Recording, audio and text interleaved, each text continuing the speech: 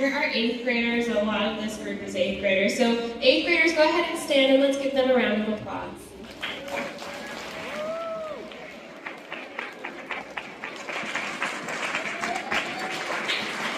Thank you, 8th graders. And lastly, I've got 2 more awards for the night. Again, all wonderful students, really hard to choose. And I love every single student in this program. I'm so proud of every single person this year. The 2 people that I will be awarding the Director's Choice Awards for this class is Marcy Fontamilla and Amy Matthew.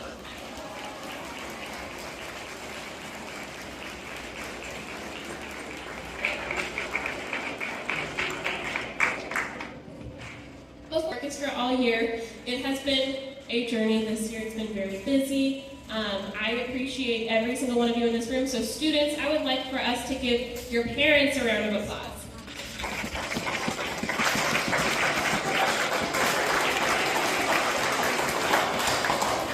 Thank you so much for your patience and your understanding this year. For those of you that don't know, I am currently 36 weeks pregnant, hence the weird shoes and socks today. This was all I could find. Thank you.